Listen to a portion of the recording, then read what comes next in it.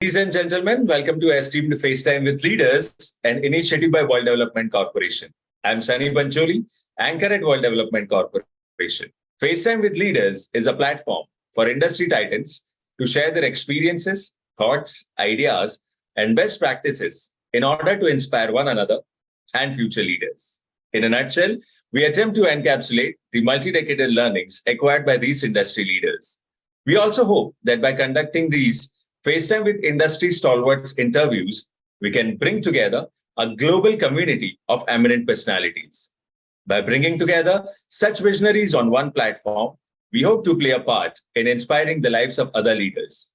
Great learnings from great leaders undoubtedly assist everyone by identifying, nurturing, and using the trade secrets that are proven success formulas for many.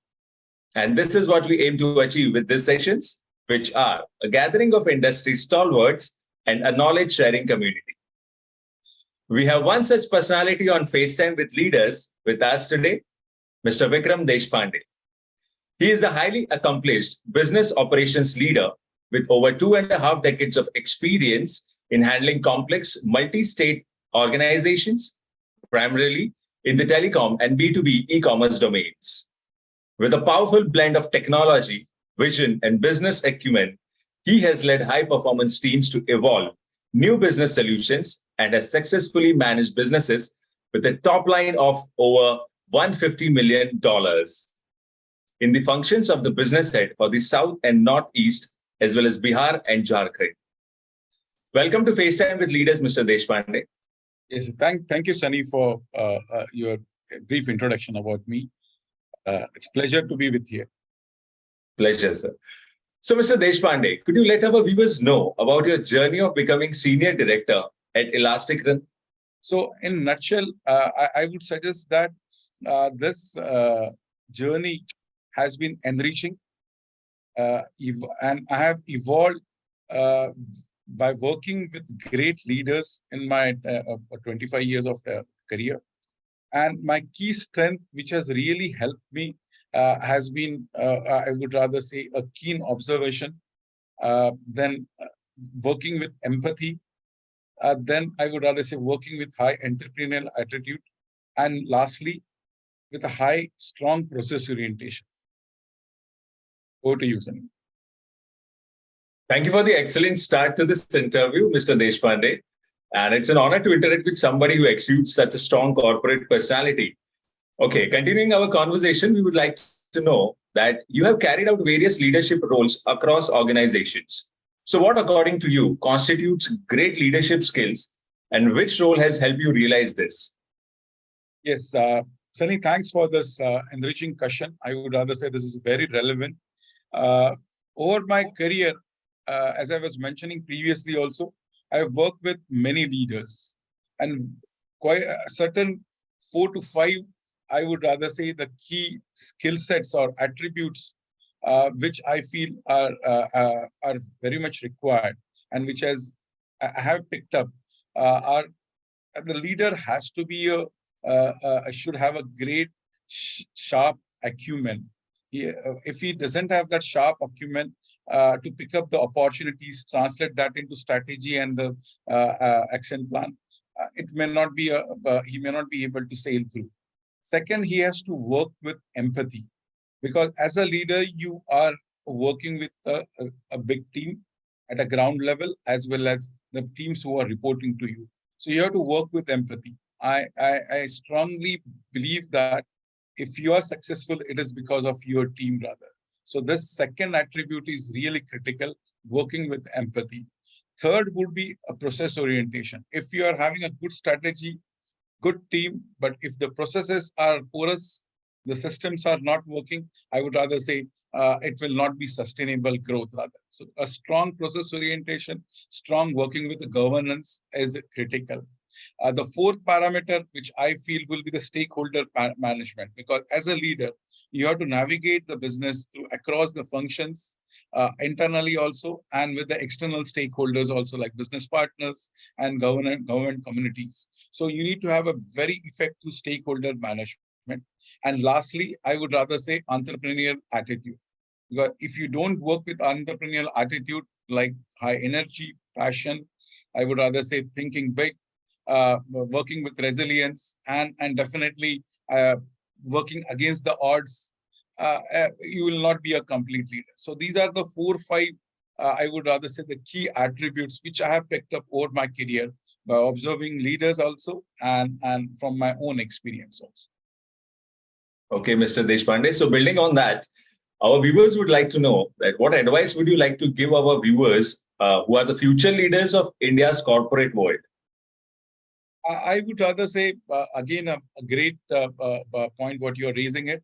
The future leaders of the corporate world, I would rather say they would be coming up more from a tier 2 terms. This is my thought process says that.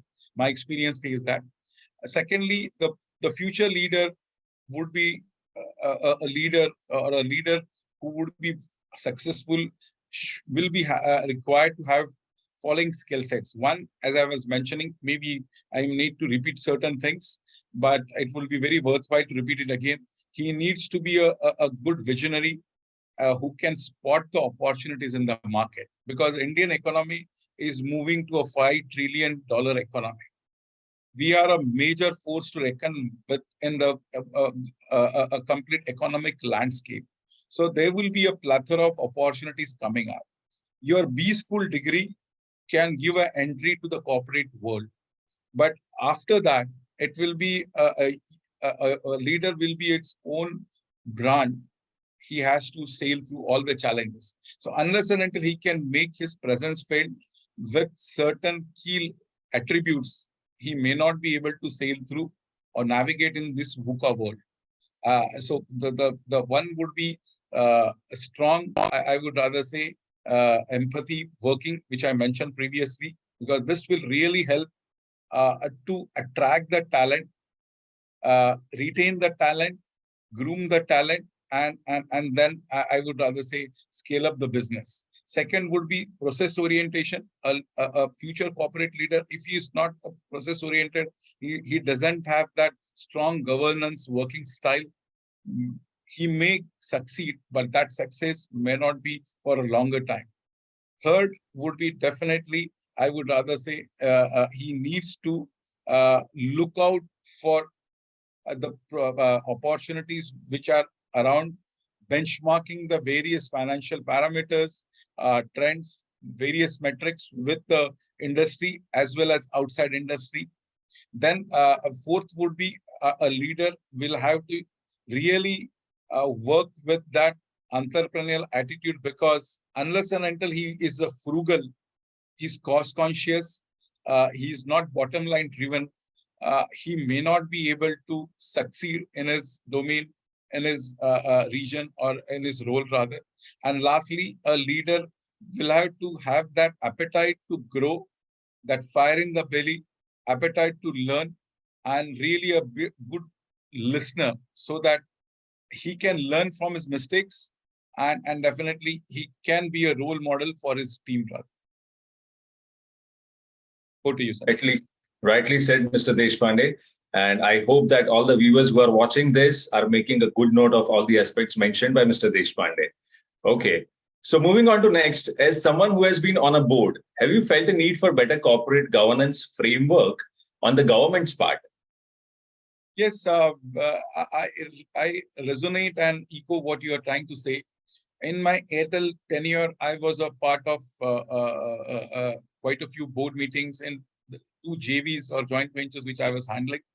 Later on in my career also, I could see that when India is becoming a major economy across the globe, I would rather quote, we would be now top 5 economies in India, having a GDP of almost 7% plus, and a inflation which is well under control.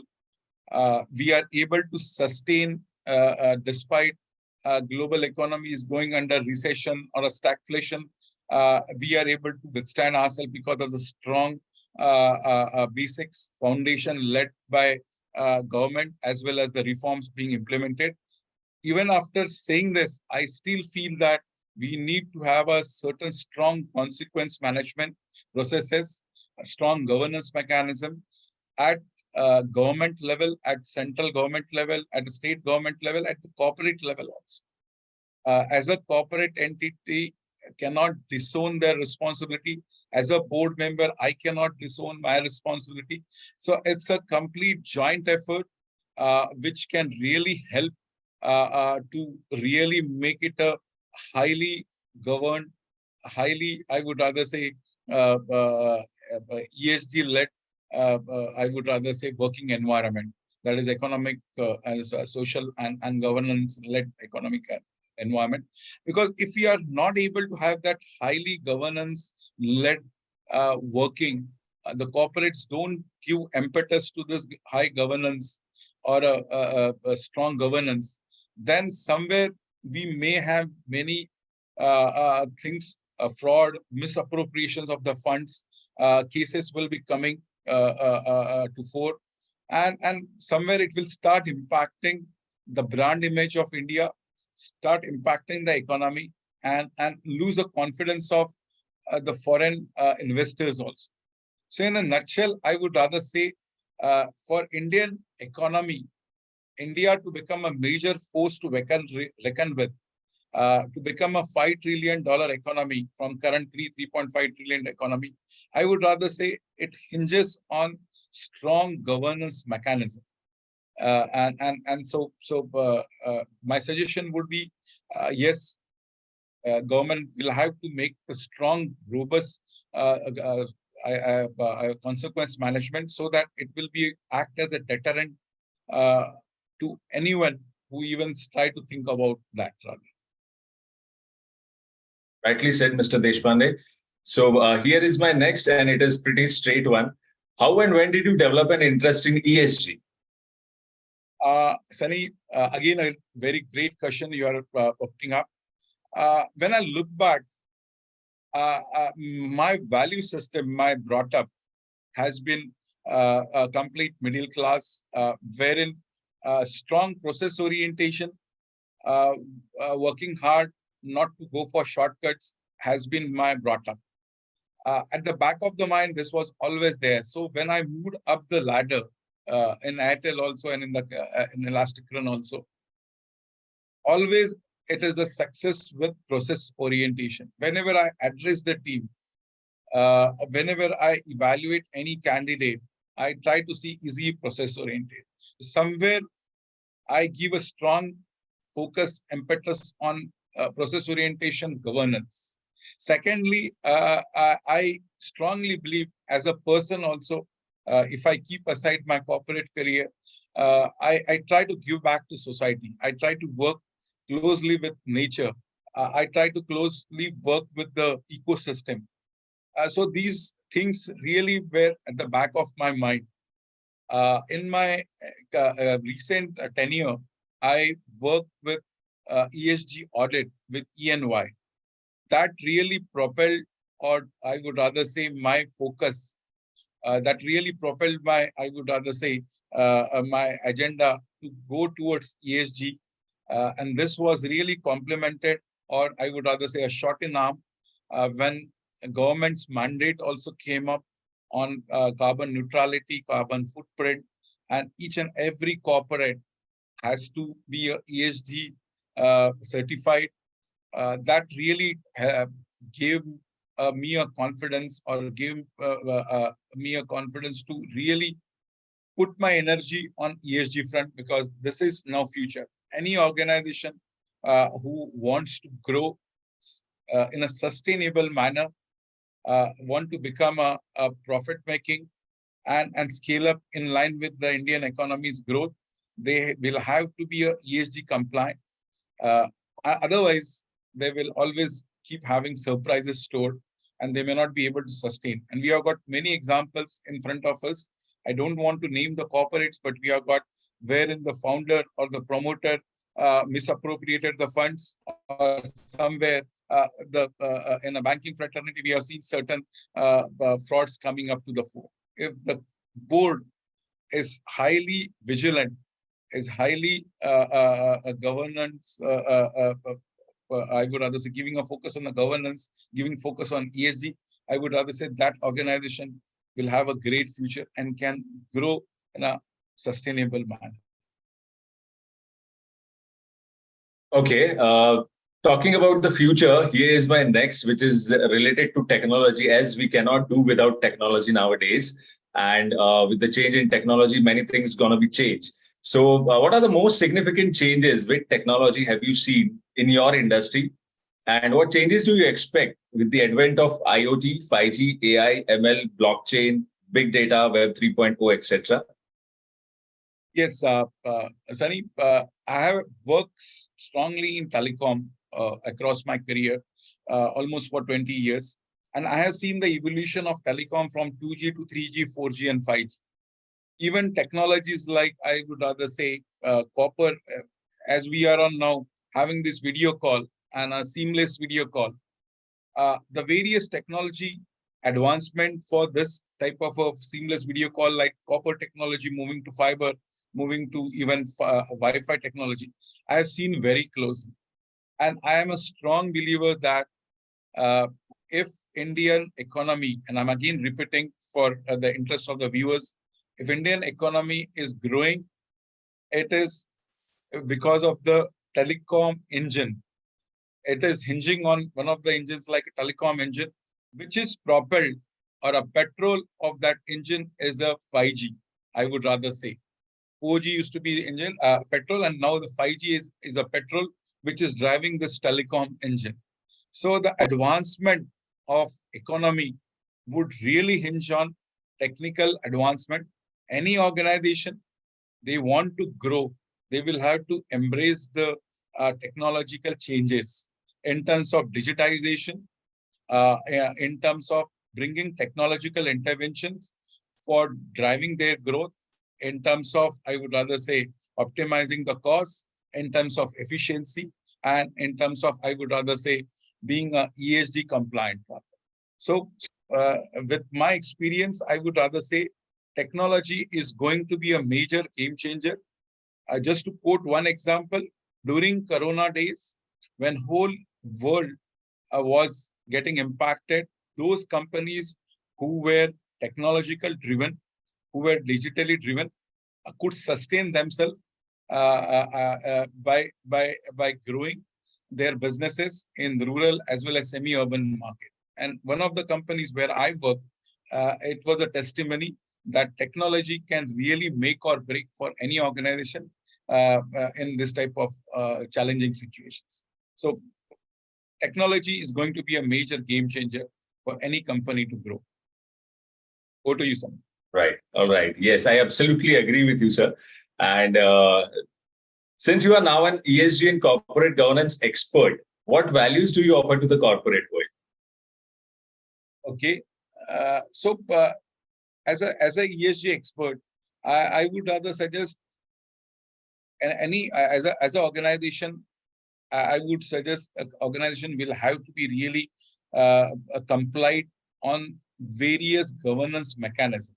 Governance is a very broad term, but governance starts from a grassroots, right from ground level, the person who is working in the market, the person who is interacting with the supplier, the person who is working in a shop floor, any person in an organization, if he is not compliant on governance, an organization cannot become ESG compliant. Second thing, there has to be a cultural change. It cannot be a top-driven approach.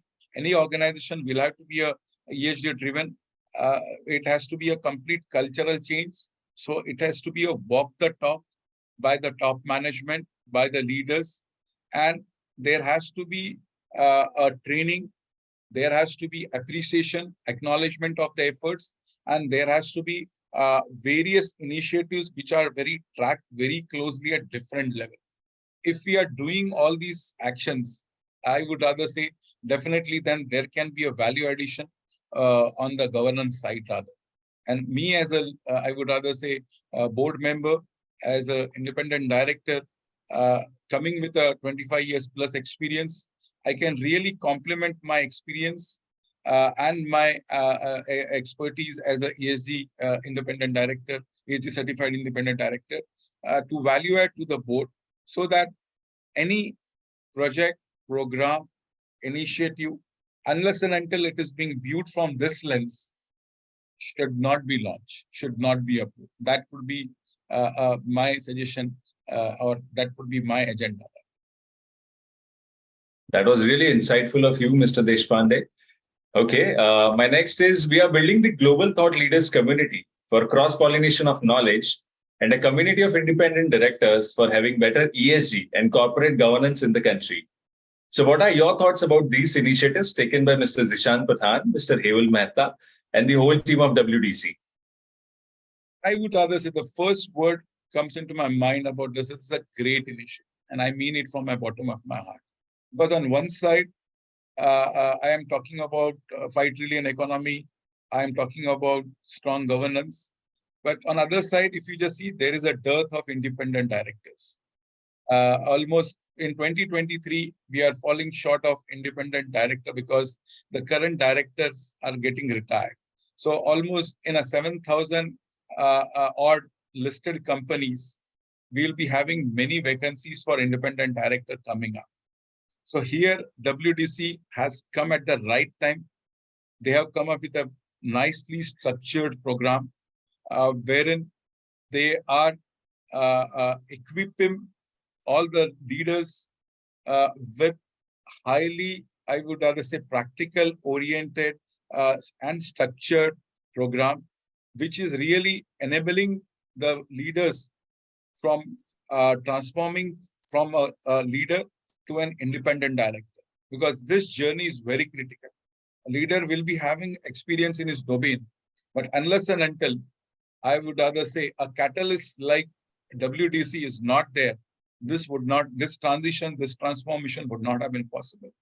So I really thank WDC from envisaging the requirement in the market, the gap between demand supply for independent directors, and coming up with such a structured and nice program, which is helping the leaders to transform seamlessly to independent directors. Mr. Deshpande, your expertise and passion for the subject matter were evident throughout the interview. Thanks, Sunny. To witness your dedication to excellence. Really. So it was fantastic conversing with you, and I'm confident that your insights will definitely inspire the future leaders. Thank you, Mr. Vikram Deshpande, for joining us today. Wish you the best for your future endeavors. Moreover, trust that this initiative by Directors Institute has unquestionably expanded the participants' understanding and enriched their minds.